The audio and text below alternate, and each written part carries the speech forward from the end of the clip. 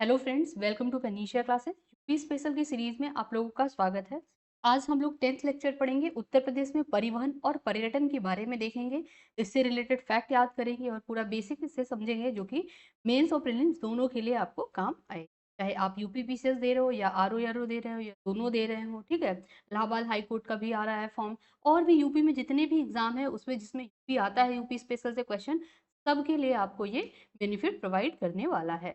तो चलिए स्टार्ट करते हैं। सबसे पहले देख लेते हैं यहाँ पे उत्तर प्रदेश में अगर यात्री सड़क परिवहन सेवा का प्रारंभ कब किया गया था, तो 15 मई 1947 को प्रारंभ किया गया था यात्री सड़क परिवहन सेवा का। अगर यहाँ वार्षिक रिपोर्ट 2022-23 के तहत देखें तो केंद्रीय सड़क परिवहन एवं राजमार्ग मंत्रालय के अनुसार उत्तर प्रदेश में राष्ट्रीय राजमार्गों की कुल की संख्या कितनी है, तो 12,270 किलोमीटर की है, ठीक है। जो इम्पोर्टेंट रहेगा वही हम लोग देखेंगे। अब देखिए, भारत में राष्ट्रीय राजमार्ग की लंबाई के आधार पे महाराष्ट्र प्रथम नंबर पे है, फर्स्ट रैंक पे है, ठीक है। सेकंड पे अगर देखते हैं तो राजस्थान है। थर्ड नंबर पे अगर यहाँ पे देखेंगे तो आपका क्या आ जाएगा, देखिए यहाँ पे लंबाई के आधार पे महाराष्ट्र पहले पे आ गया, राजस्थान ये तृतीय पे है, दूसरे नंबर पे उत्तर प्रदेश आएगा, ठीक है। क्योंकि उत्तर प्रदेश जो है यहाँ पे 12,270 किलोमीटर का है। ये एग्जाम में पूछ सकता है कि राष्ट्रीय राजमार्ग में सबसे लंबी राजमार्ग जो है वो किस राज्य में है, तो वो महाराष्ट्र में है। सेकंड नंबर पे रैंक अगर उत्तर प्रदेश है, थर्ड नंबर पे राजस्थान है। प्रदेश में सर्वप्रथम लखनऊ से बाराबंकी के बीच रोडवेज सेवा स्टार्ट की गई थी। कब चलाई गई थी? 15 मई 1947 में चलाई गई थी। 1 जून 1972 को उत्तर प्रदेश रोडवेज की जगह उत्तर प्रदेश राज्य सड़क परिवहन निगम की स्थापना की गई। तो यही जो 1947 में थी, लखनऊ से बाराबंकी चलाई गई थी रोडवेज सेवा। फिर इसमें होता क्या है, 1 जून 1972 को उत्तर प्रदेश रोडवेज की जगह यहाँ पे उत्तर प्रदेश राज्य सड़क परिवहन निगम की स्थापना की जाती है 1972 में। इस निगम का मुख्यालय कहाँ पे है, हेडक्वार्टर वो लखनऊ में है। वर्ष 2022 में उत्तर प्रदेश राज्य सड़क परिवहन निगम की स्थापना का ये पूरा 50वां स्वर्णिम वर्ष मनाया गया है। अब यहाँ पे देख लेते हैं उत्तर प्रदेश से होकर गुजरने वाली प्रमुख राष्ट्रीय राजमार्ग, ये इंपॉर्टेंट है, एग्जाम में इससे क्वेश्चन आता है, ठीक है। तो यहाँ पे देखिए, जो राष्ट्रीय राजमार्ग पुराना है और नया है, ठीक है। अगर ओल्ड यहाँ पे नेशनल हाईवे देखें और यहाँ पे जो नया नेशनल हाईवे है वो कहाँ से कहाँ तक जाता है, तो पुराना उसको राजमार्ग जो 2 था उसको नया क्या बोलेंगे, नया राष्ट्रीय राजमार्ग संख्या 19 है, ठीक है। ये याद रखिएगा। ये कहाँ से कहाँ तक, तो ये देखिए दिल्ली, मथुरा, आगरा, कानपुर, प्रयागराज, वाराणसी, कोलकाता, यानी दिल्ली से ये रोडवेज जाएगा, ये हाईवे जाएगा। कहाँ तक जाएगा? दिल्ली से स्टार्ट होगा, कोलकाता तक जाएगा। अगर यहाँ पे देखिए नया राष्ट्रीय राजमार्ग संख्या 44, तो उसमें आगरा से लेकर के ये मुंबई तक जाएगा। ये नेशनल हाईवे एनएच यहाँ पे 35, ये वाराणसी से लेके कन्याकुमारी तक जाएगा, ठीक है। तो ये वाराणसी से कन्याकुमारी। यहाँ पे 21 देखें तो आगरा से लेकर के बीकानेर है। 9 दिल्ली से लेके लखनऊ है, ठीक है। 27 अगर देखें एनएच नेशनल हाईवे, तो ये है आपका लखनऊ, कानपुर, झांसी, शिवपुरी है, ठीक है। और 30वां अगर देखें तो प्रयागराज से यहाँ पे मनगवा तक स्थित है। प्रदेश से होकर गुजरने वाली सबसे लंबा राष्ट्रीय राजमार्ग जो है वो संख्या नंबर 19 है। ये बहुत इंपॉर्टेंट है, इसको याद कीजिएगा, जो दिल्ली से कोलकाता जाता है।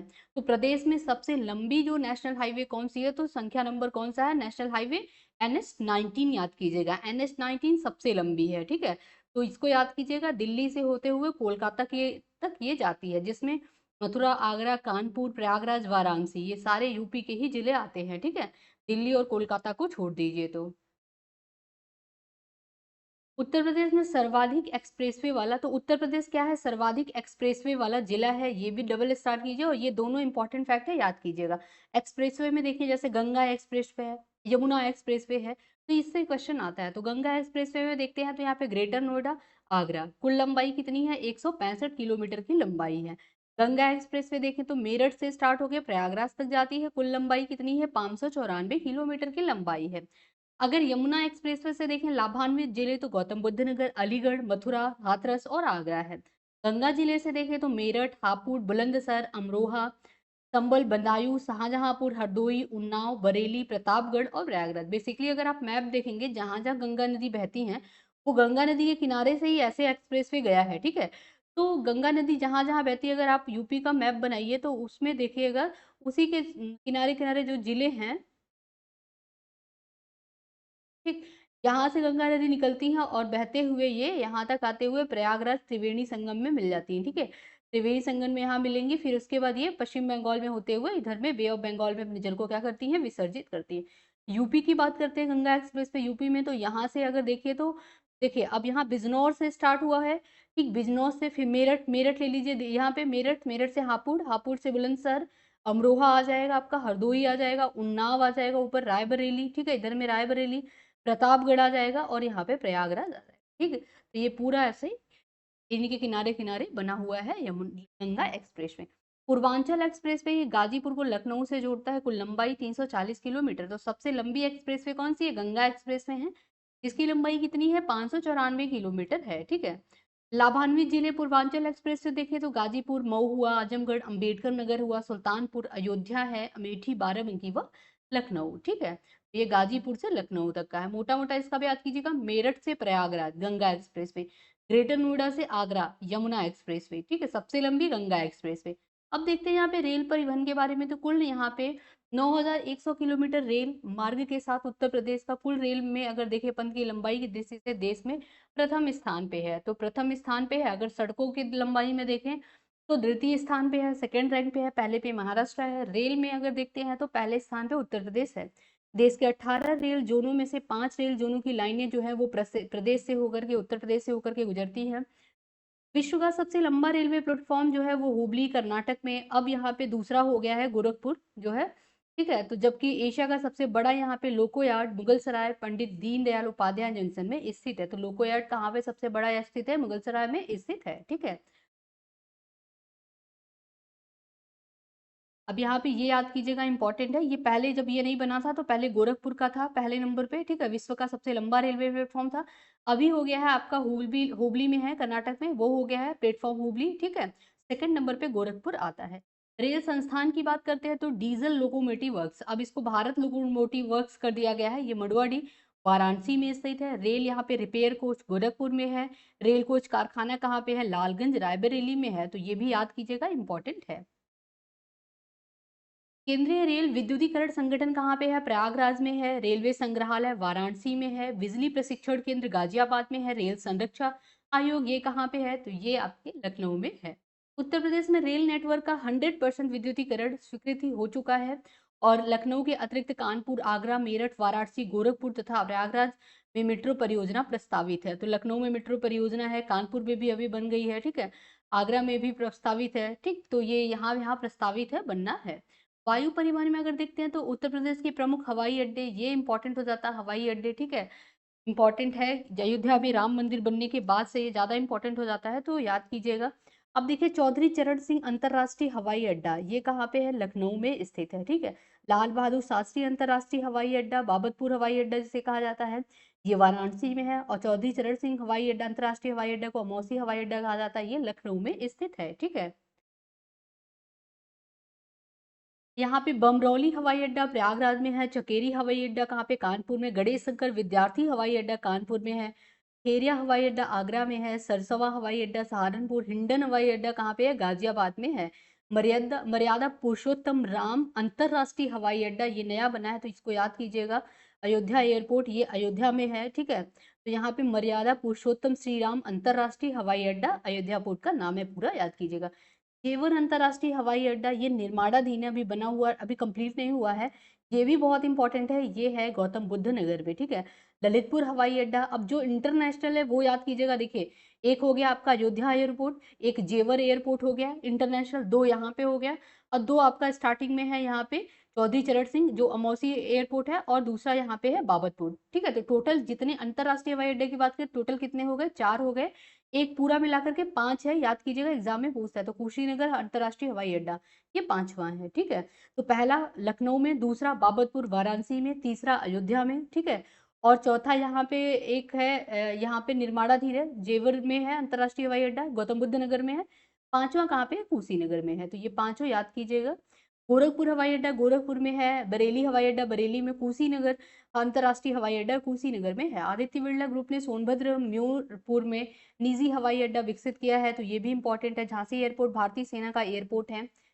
भारतीय वायुसेना का एयरपोर्ट बक्सी का तालाब लखनऊ में स्थित है, बहुत इंपॉर्टेंट है बक्सी का तालाब, ठीक है। तो भारतीय वायुसेना का ये एयरपोर्ट है, ये कहाँ पे, बक्सी का तालाब कहाँ पे स्थित है, बक्सी का तालाब लखनऊ में स्थित है। नेक्स्ट यहाँ पे अब देखिए, अभी तक हम लोगों ने देखा, पहले पूरा हम लोगों ने रोड देख लिया, ठीक है। फिर सड़क परिवहन देखा, फिर उसके बाद हम लोगों ने सेकंड नंबर पे यहाँ पे देखा रेल परिवहन देख लिया, ठीक है, एक्सप्रेसवे देख लिया। अब हम लोग यहाँ पे हवाई अड्डा भी देख लिए। अब देख लेते हैं जल परिवहन। जल परिवहन में उत्तर प्रदेश की स्थिति देख लेते हैं। तो हल्दिया प्रयागराज, ये नेशनल जो वाटर वे आएगा, यानी कि यहाँ पे एनडब्ल्यू आएगा। तो राष्ट्रीय जलमार्ग 1 गंगा नदी पर स्थित है, बहुत इंपॉर्टेंट है हल्दिया प्रयागराज। यहाँ पे राष्ट्रीय जलमार्ग 1 पे स्थित है। तो राष्ट्रीय जलमार्ग 1 कहाँ से कहाँ तक जाता है, आपसे एग्जाम में पूछेगा, तो हल्दिया से प्रयागराज तक जाता है। अब ये गंगा नदी पर स्थित है, ठीक है। इसकी कुल लंबाई 1620 किलोमीटर है। यह देश का सबसे बड़ा आंतरिक जलमार्ग है। आपसे क्वेश्चन पूछेगा देश का सबसे बड़ा आंतरिक जलमार्ग कौन सा स्थित है, तो ये हल्दिया प्रयागराज स्थित जो जलमार्ग है राष्ट्रीय जलमार्ग 1, ये याद रखिएगा, इंपॉर्टेंट है, ठीक है। अब देख लेते हैं यहाँ पे उत्तर प्रदेश राज्य सड़क परिवहन निगम की स्थापना कब होती है, तो जून 1972 में राज्य सड़क परिवहन की स्थापना, ये ऊपर भी हम लोगों ने देखा। भारतीय रेलवे परिवहन प्रबंधन संस्थान की स्थापना जून यहाँ पे लखनऊ में होती है 2003 में। उत्तर प्रदेश राज्य राजमार्ग प्राधिकरण का गठन होता है अगस्त 2004 में। पहली बस सेवा उत्तर प्रदेश में स्टार्ट होती है लखनऊ से बाराबंकी 1947 में। पूर्वोत्तर रेलवे जोन का मुख्यालय कहाँ पे है, गोरखपुर में स्थित है, ठीक है। ये पूरा पूछता है, इंपॉर्टेंट है। तो पूर्वोत्तर रेलवे जोन का मुख्यालय कहाँ पे है, यह है गोरखपुर में। उत्तर मध्य रेलवे जोन का मुख्यालय कहाँ पे है, प्रयागराज में है। रेलवे संरक्षा आयोग का मुख्यालय कहाँ पे है, लखनऊ में स्थित है। ये सारे इंपॉर्टेंट फैक्ट दे दिए गए हैं, इसको याद रखिएगा। उत्तर प्रदेश में पहली रेलगाड़ी कहाँ से कहाँ तक चली थी, तो ये प्रयागराज से कानपुर के मध्य चली थी, 3 मार्च 1859 पे चली थी, ठीक है। देश में देखिए पहली रेलगाड़ी तो वो कहाँ से कहाँ तक चली थी, तो देखिए जो बम्बई से थाड़े में चली थी और 1853 में देश की पहली रेलगाड़ी चली थी। अगर उत्तर प्रदेश, सॉरी 53 होगा यहाँ पे, 5 इसको लिख लीजिए, ठीक। और अगर देखें यहाँ प्रदेश की पहली रेलगाड़ी तो ये 1859 में चली थी, तो ये भी याद रखिएगा। 1853 में देश की चली थी, और अगर उत्तर प्रदेश की बात करते हैं तो 3 मार्च 1859 में चली थी। डीजल लोकोमोटिव वर्क्स वाराणसी में है, जो कि भारत लोकोमोटिव वर्क्स कर दिया गया है, इसको का नाम चेंज हुआ है, तो इसको याद रखिएगा।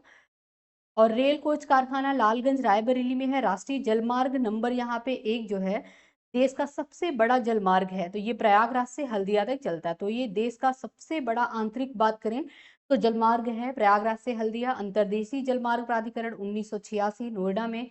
नागरिक उड्डयन प्रशिक्षण कॉलेज प्रयागराज में। इंदिरा गांधी राष्ट्रीय उड़ान उड़ान अकादमी यहाँ पे कहाँ पे स्थापित हुआ है, तो ये फुर्सतगंज अमेठी में है। National paratroopers training school Agra में है। सर्वप्रथम हवाई डाक सेवा प्रयागराज से नैनी के बीच में चलाई गई थी।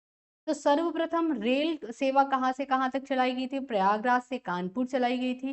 सर्वप्रथम हवाई डाक सेवा ये भी प्रयागराज से नैनी के बीच में चलाई गई थी 1911 में, ये याद रखिएगा। अब यहाँ पे देखिए जो उत्तर प्रदेश में दर्शनीय एवं पर्यटन के क्षेत्र में बात कर लेते हैं। ये पूरा हम लोगों ने सड़क परिवहन देखा, हवाई परिवहन, जल परिवहन पूरा देख लिया। अब उत्तर प्रदेश में अगर पर्यटन की बात करते हैं तो ये मैप के थ्रू हम लोग समझते हैं, बहुत ही इंपॉर्टेंट है। एग्जाम में पूछता है, टूरिज्म को बढ़ावा भी दिया जा रहा है काफी हद तक, बहुत अच्छे से। डोमेस्टिक टूरिज्म का कैसे प्रभाव मतलब यहाँ पे बढ़ता जा रहा है उत्तर प्रदेश में, ठीक। तो टूरिज्म के बारे में बात करते हैं, पर्यटन के बारे में और यहाँ पे दर्शनीय स्थल के बारे में। तो चलिए स्टार्ट करते हैं। सबसे पहले हम लोग यहाँ पे मुजफ्फरनगर से। तो मुजफ्फरनगर ये है, मुजफ्फरनगर। मुजफ्फरनगर में अगर देखें तो यहाँ पे शुक्रताल का प्राचीन शिव मंदिर है, ठीक है। मेरठ में देखें तो यहाँ पे बेगम समरू चर्च है। और गौतम बुद्ध नगर में सनातन धर्म का मंदिर है। यहाँ पे कुछ कुछ ही याद करेंगे, भगवान वराह मंदिर, ये इंपॉर्टेंट हो जाता है, तो ये कासगंज में है, ठीक है। जो इंपॉर्टेंट है वही वही याद करेंगे। अगर आगरा पे चलते हैं हम लोग, तो ताजमहल आप लोगों ने घूमा ही होगा, नहीं घूमा होगा तो जाके घूम आइए सब लोग, ठीक है। और इसके बाद अगर आते हैं आगरा में और क्या क्या फेमस है, तो बुलंद दरवाजा है, ठीक है, फतेहपुर सिकरी है, ठीक। यहाँ पे शेख सलीम चिश्ती का दरगाह है, ये भी फेमस है।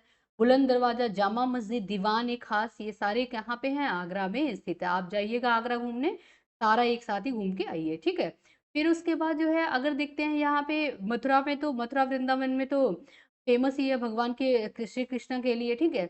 तो ये तो हो गया। यहाँ पे पर्यटन के लिए बात करते हैं अगर, तो कानपुर देहात में देखिए अगर, तो यहाँ पे जेके मंदिर है, महर्षि वाल्मीकि आश्रम बिठूर में है, ठीक है। तो ये कानपुर देहात की बात हो रही है। अगर यहाँ पे देखते हैं हम लोग, ये कानपुर में है, सॉरी कानपुर देहात में अगर देखते हैं, ये है कानपुर देहात। यहाँ पे शुक्ला तालाब है, ये आप छोड़ भी सकते हैं। कानपुर के याद कीजिएगा जेके मंदिर, महर्षि वाल्मीकि आश्रम, ठीक है। दशावतार मंदिर बहुत इंपॉर्टेंट है, मेंस और प्रीलिम्स दोनों में इससे क्वेश्चन आता है। तो ललितपुर में है दशावतार मंदिर, ठीक है। अगर देखें चित्रकूट में तो यहाँ पे कामदगिरी पर्वत है। तो कामदगिरी पर्वत कहाँ पे है? चित्रकूट में है, ये स्थित है यहाँ पे। कौशाम्बी में अगर देखें संत मलूक दास की कर्म स्थली है यहाँ पे कौशाम्बी में, ठीक है। अमेठी में अगर देखिए तो जायसी स्मारक है अमेठी में। वाराणसी में सारनाथ है, बाबा विश्वनाथ मंदिर है यहाँ पे, संकट मोचन भारत माता मंदिर है, ये वाराणसी के पर्यटन के लिए ये यहाँ पे है। गाजीपुर में देखिए लॉर्ड कॉर्नवालिस का मकबरा है, ये इंपॉर्टेंट हो जाता है। लॉर्ड कॉर्नवालिस का मकबरा कहाँ पे है? गाजीपुर में स्थित है। तो गाजीपुर याद कीजिएगा, इंपॉर्टेंट है, ठीक है। अटाला मस्जिद कहाँ पे है? जौनपुर में है, बहुत इंपॉर्टेंट है। अटाला मस्जिद कहाँ पे है? जौनपुर में है, ठीक है। और उसके बाद अगर देखते हैं यहाँ पे अयोध्या राम जन्मभूमि, हनुमानगढ़ी और कनक मंदिर, ये कहाँ पे है? आप देखिए यहाँ पे, तो ये अयोध्या में है। संत कबीर नगर की समाधि मगहर में है, ठीक है, ये भी याद रखिएगा। अगर यहाँ पे देखते हैं इलाहाबाद का किला, अब देखिए प्रयागराज में है तो अक्षयवट मंदिर है, इलाहाबाद का किला है, कुंभ मेला लगता है जो कि हर 12 साल पे महाकुंभ लगता है, 25 में लगने वाला है, ठीक है। और आनंद भवन जो है, और चंद्रशेखर आजाद पार्क और खुसरो बाग, ये कहाँ पे है? ये सारे इलाहाबाद में यानी प्रयागराज में है। अगर फर्रुखाबाद की बात करते हैं तो यहाँ पे जो है गुरु द्रोणाचार्य की जन्मस्थली है, ये गुरु द्रोणाचार्य की जन्मस्थली, ये याद रखिएगा, इंपॉर्टेंट है। विक्टोरिया हॉल जो है वो कहाँ पे है? हॉल घंटाघर, तो ये आपका यहाँ पे हरदोई में स्थित है, तो ये भी याद रखिएगा। सीतापुर में नैमिष रायड़, ये बहुत फेमस स्थान है, तो ये याद कीजिएगा नैमिष रायड़। तो ये कहाँ पे है? ये सीतापुर में स्थित। इतना इंपॉर्टेंट था पूरा टूरिज्म के लिए, पर्यटन के लिए देख लिया। कुछ इंपॉर्टेंट फैक्ट देख लेते हैं। तो उत्तर प्रदेश भारत का सबसे बड़ा आकर्षण पर्यटन राज्य है। उत्तर प्रदेश में भगवान राम, श्री कृष्ण, गौतम बुद्ध और महावीर की कर्म स्थली है, ठीक है। प्रदेश में दुनिया की प्राचीन नगरी काशी, विश्व प्रसिद्ध कुंभ मेला और दुनिया के 7 आश्चर्य शामिल है। ये आप अगर मेंस में क्वेश्चन आए पर्यटन में तो ये आपको इंट्रो आप डाल सकते हैं यहाँ पे, ठीक है। कुछ इंट्रो आपको अलग ही डालना पड़ेगा, सेम सेम एकदम रट करके बुक से नहीं, कुछ भी अपने हिसाब से आप डाल सकते हैं। अब देखिए यहाँ पे पर्यटन के उद्योग का दर्जा अगर देखें यूपी को, तो ये कब मिला? 1998 में। राज्य की पर्यटन नीति कब आई? 2018 में आई। भारत पर्यटन विकास निगम 1966 में। उत्तर प्रदेश पर्यटन निदेशालय की स्थापना 1972 में। उत्तर प्रदेश पर्यटन विकास निगम की स्थापना 1974 में हुई थी। यूनेस्को की विश्व धरोहर सूची में शामिल प्रदेश के स्मारक में आगरा का किला सबसे पहले यूनेस्को की विश्व धरोहर सूची में आया था 1983 में। ताजमहल 1983 में इसको भी किया गया था। फतेहपुर सिकरी 1986 और कुंभ मेला 2017 में इसको विश्व धरोहर की सूची में शामिल किया गया। तो अभी तक कौन कौन से हैं? आगरा का किला 1983, ताजमहल 1983, फतेहपुर सिकरी 1986, कुंभ मेला 2017। हेरिटेज आर्क, ये बहुत इंपॉर्टेंट है। हेरिटेज आर्क ये लखनऊ, वाराणसी और आगरा में, ठीक है। तो ये कहाँ कहाँ है? हेरिटेज आर्क है लखनऊ, वाराणसी और आगरा में है। उत्तर प्रदेश की जो पर्यटन नीति 2018 में आती है उसके बारे में थोड़ा सा देख लेते हैं। उत्तर प्रदेश सरकार द्वारा प्रदेश को देश का प्रमुख पर्यटन केंद्र बनाने के लिए फरवरी 2018 में उत्तर प्रदेश पर्यटन नीति 2018 जारी की गई। पर्यटन नीति का जो मुख्य उद्देश्य है वो पर्यटन, प्रदेश में पर्यटन का आकर्षण बढ़ाना, ठीक है, पर्यटन आगमन में वृद्धि करना और पर्यटन से यानी कि टूरिज्म से जो रोजगार सृजन करना, तो ये मेन इनका क्या है? उद्देश्य है। अगर देखिए प्रमुख लक्ष्य पर्यटन नीति 2018 की, तो क्या है? वर्ष 2023 तक उत्तर प्रदेश को देश का प्रमुख पर्यटन गंतव्य बनाना और पर्यटन में प्रति वर्ष 5 करोड़ रुपए का निवेश यहाँ पे प्राप्त करना। प्रदेश में आगामी 5 वर्षों में घरेलू और विदेशी पर्यटन आगमन में क्रमशः 15% और 10% की वार्षिक वृद्धि करना। यानी कि जितने परसेंट लोग आ रहे हैं उतने 5 वर्षों में 10%, घरेलू की बात करें तो 15% टूरिज्म को बढ़ाना और 10% टूरिज्म को बढ़ाना विदेशी पर्यटन में, ठीक है। नेक्स्ट यहाँ पे पर्यटन के क्षेत्र में लगभग 5 लाख लोगों के लिए रोजगार सृजन करना, ये इनका लक्ष्य है, सॉरी। और आता है यहाँ पे उत्तर प्रदेश के राष्ट्रीय उद्यानों एवं वन्य जीव विहारों में प्रतिवर्ष 1 लाख पर्यटन को क्या करना? आकर्षित करना। पर्यटन नीति जो 2018 की है, अवधि कब से कब तक है? तो ये 5 वर्ष की अवधि है, ठीक है। तो 18 से 23 तक अवधि है। अब देखते हैं महत्वपूर्ण तथ्य। उत्तर प्रदेश में वर्ष 2022 में, जनवरी से अक्टूबर 2022 में कुल यहाँ पे कितने लाख पर्यटन आए? तो ये इतना इंपॉर्टेंट नहीं है, इतना फैक्चुअल नहीं पूछता है। जेवर में जो नोएडा ग्रीनफील्ड अंतर्राष्ट्रीय हवाई अड्डा और अयोध्या में मर्यादा पुरुषोत्तम श्री राम अंतर्राष्ट्रीय हवाई अड्डा के साथ उत्तर प्रदेश में शीघ्र ही 5 अंतर्राष्ट्रीय हवाई अड्डा वाला देश ये बन जाएगा, प्रदेश बन जाएगा। तो देखिए यहाँ पे मर्यादा पुरुषोत्तम बन गया। अब ये श्री निर्माणाधीन जेवर का है हवाई अड्डा, इसके साथ ही बनने के बाद कितने हो जाएंगे? टोटल 5 हैं, ठीक है, ये याद रखिएगा। पर्यटन विभाग द्वारा पर्यटकों को सुविधा एवं मार्गदर्शन उपलब्ध कराने के उद्देश्य से एकीकृत one stop travel solution portal launch किया गया है। ये बहुत इंपॉर्टेंट है, ठीक है। उत्तर प्रदेश की जो नई नीति 2022 में आई, तो नवंबर 2022 को उत्तर प्रदेश के मुख्यमंत्री योगी आदित्यनाथ की अध्यक्षता में बैठक हुई और राज्य की जो नई नीति आई 2022 में उसको मंजूरी मिली। इस नीति के बारे में थोड़ा सा देख लेते हैं। तो महत्वपूर्ण फैक्ट क्या है इसमें, राज्य की नई पर्यटन नीति में होटल उद्योग के लिए यहाँ पे निवेश आधारित सब्सिडी की व्यवस्था की गई है। 10 करोड़ रुपए तक के निवेश पे 2 करोड़ की सब्सिडी मिलेगी, ठीक है। जो 10 करोड़ रुपए निवेश करेगा टूरिज्म पे, चाहे होटल बनाने में हो या होटल ना लेने में, जमीन लेने में, पूरा टूरिज्म के उसमें जो है इन्वेस्ट करेगा 10 करोड़, तो उसको कितनी सब्सिडी मिलेगी, 2 करोड़ रुपए सब्सिडी के रूप में मिलेगी, यानी टोटल खर्चे उनके हुए 8 करोड़। अगर जो 500 करोड़ रुपए से अधिक निवेश करेंगे उनको 40 करोड़ रुपए तक की सब्सिडी दी जाएगी। ये पर्यटन को बढ़ावा देने के लिए ये इनिशिएटिव लिया गया है। इनमें उद्योग का स्तर में पानी आएगा, बिजली, संपत्ति कर, सीवेज, टैक्स की व्यवसायिक यहाँ पे जगह, औद्योगिक स्थितियां, ये सब होंगी। नई पर्यटन नीति के तहत भगवान राम से जुड़े सभी स्थानों को रामायण सर्किट के तौर पे क्या किया गया है, विकसित किया जाएगा, ठीक है। रामायण सर्किट पढ़िएगा, महाभारत सर्किट बहुत इंपॉर्टेंट है, ठीक है। जिन नए पर्यटन स्थलों का विकास किया जाएगा उसे रामायण सर्किट इसमें प्रमुख होगा। रामायण सर्किट में रामायण सर्किट कहने का मतलब राम जी से रिलेटेड जो जो स्थान है, चाहे वो जब से वो पैदा हुए उनसे लेकर के उन्होंने वो वनगमन, मतलब उनका पूरा जहाँ पे शिक्षा उन्होंने लिया गुरुकुल में, फिर वन गए, फिर उसके बाद का जो पूरा इनका है उसको क्या किया जाएगा, एक रामायण सर्किट से एक पथ पे उसको पूरा जोड़ दिया जाएगा, ठीक है। कि जो टूरिज्म जो आ रहे हैं लोग, शरणार्थी जो आएंगे यहाँ पे, तीर्थयात्री, उनको एक बार आए और ऐसी पैकेज की व्यवस्था होगी जो कि राम जी के सारे स्थानों को वो घूम ले। रामायण सर्किट में यहाँ पे अयोध्या, चित्रकूट, बिठूर सहित अन्य धार्मिक स्थल शामिल होंगे, जिन जगहों को भगवान राम और माता सीता के रूप में यहाँ पे देखा जाता है। इसी तरह कृष्ण सर्किट बनेगा जिसमें मथुरा, वृंदावन, गोकुल, गोवर्धन, यहाँ पे धरबाना, नंदगांव, बलदेव, ये सारे स्थानों को क्या किया जाएगा, एक साथ जोड़ दिया जाएगा, ठीक है। और अगर देखे तो बुद्धिस्ट सर्किट भी बनेगा, ठीक है। गौतम बुद्धा से रिलेटेड जितना स्थान है, जैसे जिसमें सारनाथ, कुशीनगर हुआ, कौशाम्बी, श्रावस्ती, रामग्राम हुआ, ये सारे स्थानों को जोड़ा जाएगा। नई नीति में महाभारत सर्किट और शक्तिपीठ सर्किट का भी परिकल्पना यहाँ पे की गई। तो महाभारत सर्किट और शक्तिपीठ, जिसमें हस्तिनापुर, काम्पिल्य, अछत्र, बरनावा बजाय कौसाम्बी, गोंडा, यहाँ पे लाक्षागृह जैसे स्थानों को चुना गया है। 2022 में 22 गतिविधियों को यहाँ पे नई नीति में शामिल किया गया है, तो ये भी याद रखिएगा, इंपॉर्टेंट है। अब आई होप आप लोग को ये चैप्टर समझ में आया होगा। ये देखिए यहाँ पे जो 2018 की पर्यटन नीति है, ये प्रीलिम्स और मेंस दोनों के लिए इंपॉर्टेंट हो जाती है। इसको आप पढ़िएगा। 2022 की जो नीति है ये भी प्रीलिम्स और मेंस दोनों के लिए इंपॉर्टेंट हो जाती है, तो ये भी पढ़िएगा आप लोग, ठीक है। अब यहाँ पे इस चैप्टर से रिलेटेड जो क्वेश्चन आए हुए हैं पिछले ईयर, क्वेश्चन पीवाईक्यू जो आए हुए हैं प्रीवियस ईयर में, वही सारे क्वेश्चन को यहाँ पे एग्जाम कैप्सूल के रूप में दे दिया गया है। तो चलिए स्टार्ट करते हैं, इसको भी पढ़ लेते हैं। देखिए कब कब आया हुआ है, यहाँ पे साइड में पूरा दिया है। यूपीपीसीएस आरओ में आया हुआ है, यूपीपीएससी में आया हुआ है, ठीक है। ये सारे आए हुए हैं जो पेपर में क्वेश्चन, उसी को यहाँ पे शॉर्टकट करके दे दिया गया है, ठीक है। तो चलिए एग्जाम कैप्सूल देख लेते हैं।